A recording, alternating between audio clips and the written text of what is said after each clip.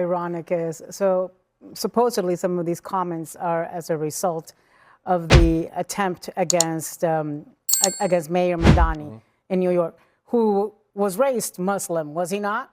Himself. Yeah. So they're being anti-Muslim and they're finally defending Mamdani over something. To be clear, the attack wasn't on Mayor Mamdani. It was on people protesting. It was attacking protesters, people protesting Mamdani. Right by his house. To frame it as an anti-Muslim attack would actually completely reverse what happened. Now, the host of this CNN show, Abby Phillips, is notorious for interrupting and arguing with Republicans in bad faith, intentionally misrepresenting what they're trying to say, being a contrarian, trying to discredit them at all times, even when they're being factual, but remain completely silent as Ana Navarro framed the terrorists as righteously and nobly defending Zohran Mamdani from anti-Muslim hate. She had to be corrected by another panelist. And the reason why, as you'll see in this next clip, is because Abby Phillips regurgitates the same fake talking point. Two Republicans say Muslims don't belong here after an attempted terror attack against New York's Mayor Zohran Mamdani, and the House Speaker Mike Johnson says nothing really to condemn those comments. Another special guest is going to be with us at the table when we come. You have to understand, she didn't say that because she's ignorant on the topic and accidentally got it wrong. CNN's goal isn't to be honest or accurate. CNN's goal is to tell their radically left audience what they want to hear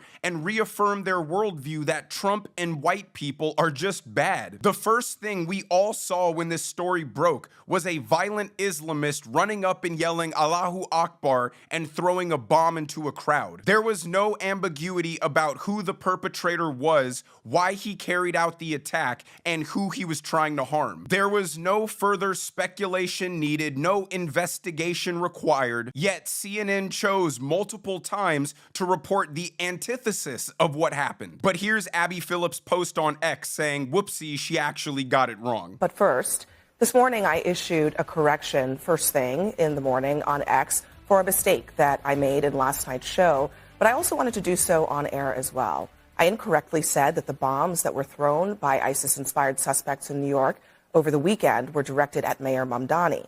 They were not. I failed to catch and correct that mistake in real time, and I take full responsibility for that. And while we do make mistakes, it is important to acknowledge and correct those errors when they happen.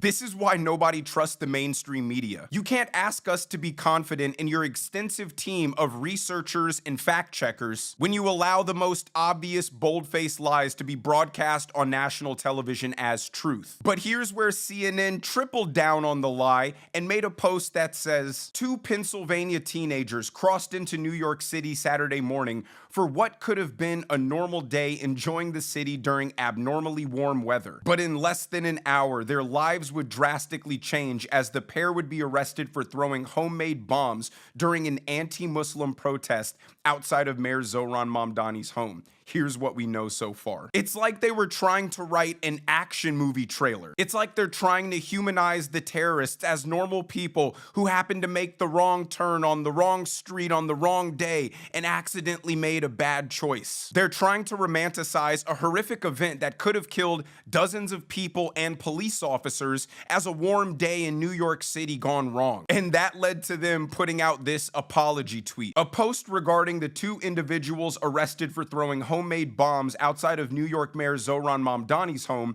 failed to reflect the gravity of the incident, thereby breaching the editorial standards we require for all reporting. It has therefore been deleted. Yeah, no kidding. You wrote the story as if it was about 2 troubled teens who ought to be sympathized with. But despite all of this, Zohran Mamdani held a Ramadan meal at City Hall, and one of the men there threw up the same ISIS hand symbol that the terrorists did when they were being perp walked. Allahu Akbar.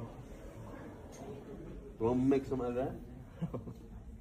So a moment where you're asking yourself how you can reconnect to who growing up with, being taught that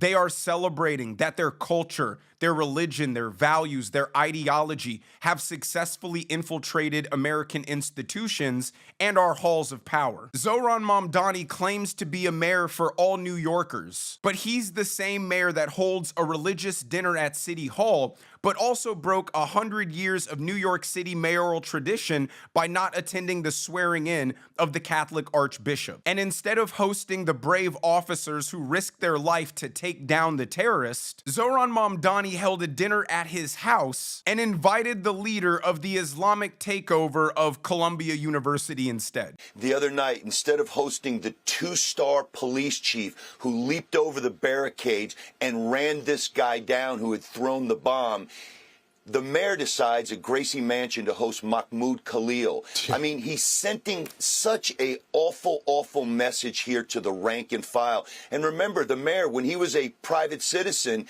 who had commented on Twitter then that he saw a cop crying in his car and nature was healing. This is something that, again, the men and women of the NYPD will do the right thing. They're going to enforce the laws. They're going to show up for work.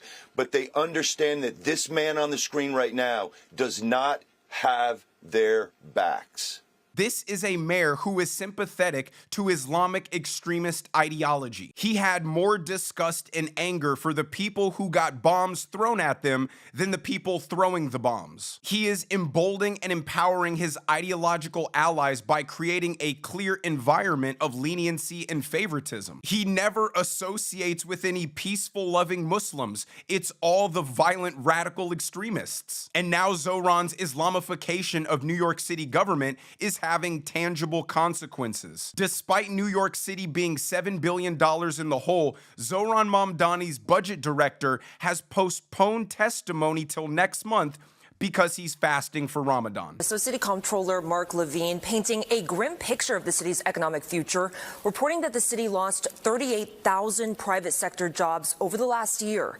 Today, the City Council kicked off their first budget hearing, and already there are mixed numbers. Levine testifying today that the city's budget gap will now likely be $7.3 billion over 2 years, almost $2 billion more than what the mayor's office has been projecting. Now, usually the mayor's budget director will kick off testimony at the first council budget hearing, but City Hall says that the director will testify later in the month because he is fasting for Ramadan. The operations of America's largest city government are being halted to accommodate the religious practices of foreigners. American society being restructured to cater to the religious beliefs of foreigners is not assimilation. It is cultural imposition and dominance. Their religious obligations supersede our desire to have a secular government that operates for everyone equally. But after 2 Islamic terror attacks in the month of March, the left-wing talking point has been, well, that's not all Muslims. And they're certainly right. But let's watch this final clip and then we'll put a bow on everything. Officers! Retrieve the badges of the pigs! Retrieve the badges of the pigs! To the Rahmans and the Muhammads!